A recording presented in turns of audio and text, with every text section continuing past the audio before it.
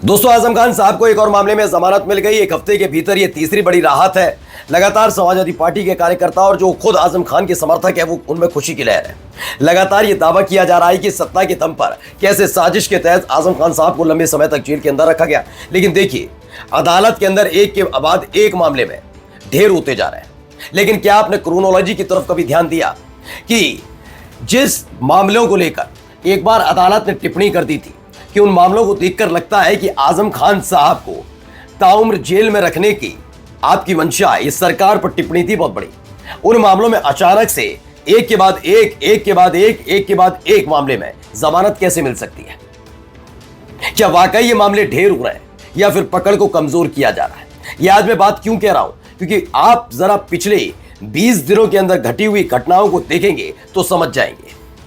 जो लोग आज भी सत्ता में बने हुए हैं उन्हीं पर तो आरोप है कि वो आजम खान साहब के ऊपर बकरी चोरी, बिजली चोरी जैसे ऐसे आरोप जिनका कोई वास्ता आजम खान साहब से हो नहीं सकता, उन आरोपों के तहत उन पर जेल में ठूसा गया था।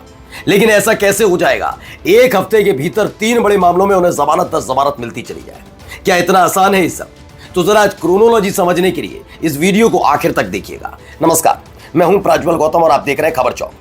मैं ये नहीं कहता कि आपका अपना कोई नेता जो लंबे समय से जेल में हो, और खासकर तब जब आपको और सबको पता हो ये साजिश के तहत हो, या आपको ये पता हो ये आरोप झूठे हैं फिर भी वो जेल के अंदर हो, और अगर उनको जमानत मिलती है और जेल से बाहर आने का रास्ता साफ होता है तो खुशी नहीं मनानी चाहिए। मैं कभी नहीं कहता, खुशी मनानी चाहिए।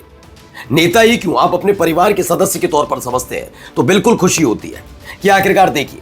लेकिन हर एक चीज के हर पहलू को समझने की जरूरत है। सबसे पहले बताइए कि आजम खान साहब जेल क्यों गए और किसकी सरकार के तहत गए?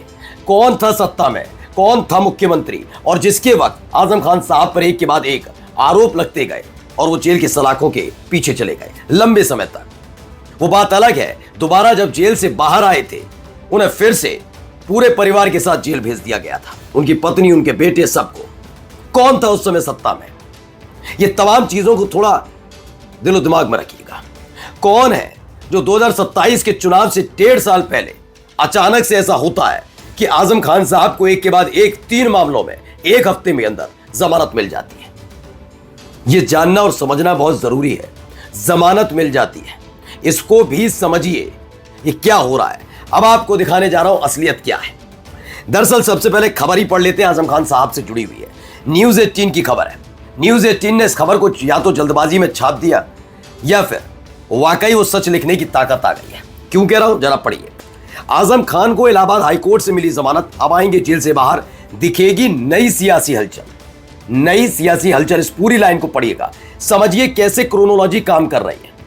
अभी आप शायद इस बात को ना समझ पाए लेकिन आप समझेंगे अभी। आजम खान को देखो, हिंदुस्तान की खबर भी, आजम खान को लगातार तीसरी रात क्वालिटी बार पर कब्जे के केस में भी हाईकोर्ट से जमानत। समाजवादी पार्टी के नेता हैं और पूर्व कैबिनेट मंत्री आजम खान को एक हफ्ते में लगातार तीसरी बार राहत मिल गई है। एक हफ्ते में रामपुर के चर्चित क्वालिटी बार पर अवैध कब्जे के मामले में जेल में बंद आजम खान की जमानत इलाहाबाद हाईकोर्ट ने मंजूर कर ली है। क्यों, कैसे, ये काम क्यों हो रहा है? नहीं समझे? अब मैं आपको लेकर चलता हूं खेल क्या है। दरअसल ये हर कोई जानता है, चाहे समाजवादी पार्टी के नेता इस बात को माने ना माने, जो मानना चाहे माने ना माने, लेकिन यह बात हकीकत है कि पश्चिमी उत्तर प्रदेश में समाजवादी पार्टी का कोई बड़ा चेहरा रहा तो वो आजम खान है।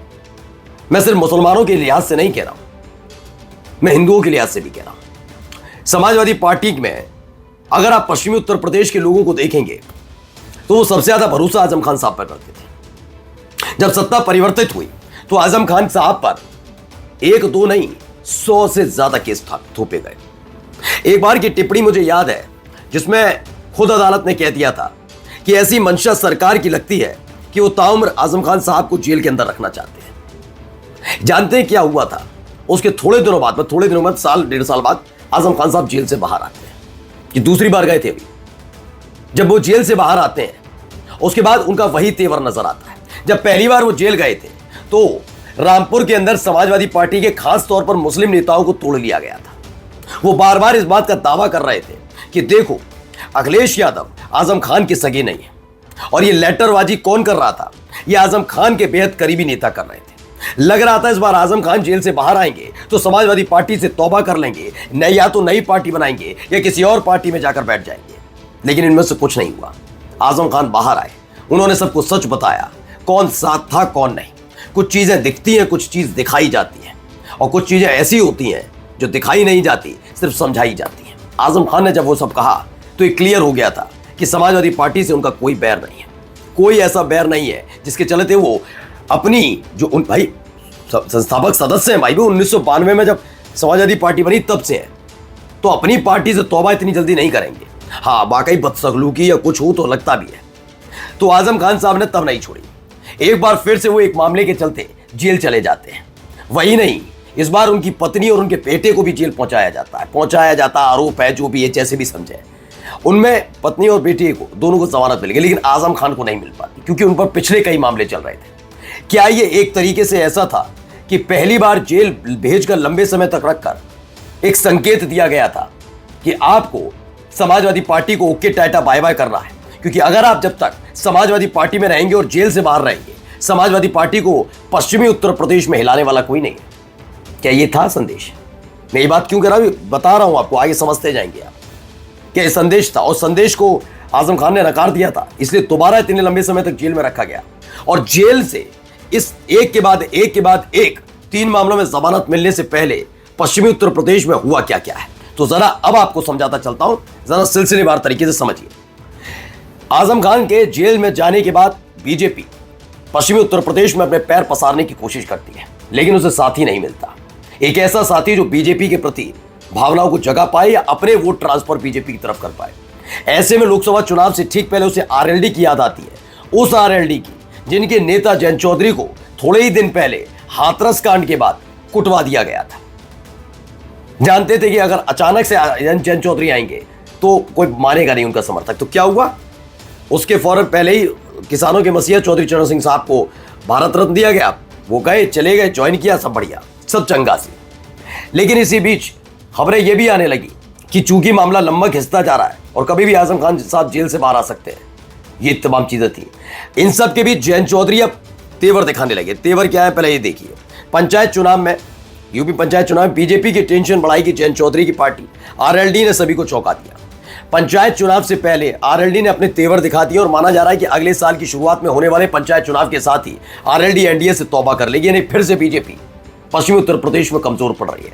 रामभद्राचार्य का बयान, उस पर संगीत सोम का बयान, ये दिखाने और बताने के लिए कि पाकिस्तान, मिनी पाकिस्तान हो गया पश्चिमी उत्तर प्रदेश, और उस पर सरकार की चुप्पी समझिए। यानी जब एक साथी बागी हो रहा है तो क्या आजम खान साहब का इस्तेमाल करने की कोशिश की जा रही है, क्योंकि एक खबर और जोर से फैलाई गई कि इस बार बीएसपी में शामिल होने जा रहे हैं आजम खान साहब। याद है, हमने ही दिखाई थी आपको, क्योंकि बीजेपी में शामिल होने की बात कही जाएगी तो शायद कोई मानेगा नहीं, और फिर अगर वो जमानत दी जाएगी तो लोग समझ जाएंगे। ऐसे में उस बीएसपी जो आजकल शांत रहती है बीजेपी के प्रति, उस बीएसपी में शामिल होने जा रहे हैं आजम खान साहब, एक बार फिर से खबर चलाई गई। उस खबर का भांडाफोड़ हमने किया था, ऐसी कोई खबर नहीं है, लेकिन माना जा रहा है अंदर खाने कोई ना कोई बातचीत हुई है जिसके जरिए अखिलेश यादव को, समाजवादी पार्टी को कमजोर करने के लिए आजम खान साहब को जेल से बाहर लाया जा रहा है। लेकिन ऐसा ना हो, क्योंकि आजम खान साहब कोई कच्चे खिलाड़ी नहीं है, कहीं ऐसा तो नहीं जैसे ही बाहर आएंगे ऐसा विस्फोट करेंगे सियासी कि चारों खाने चित हो जाएगी बीजेपी।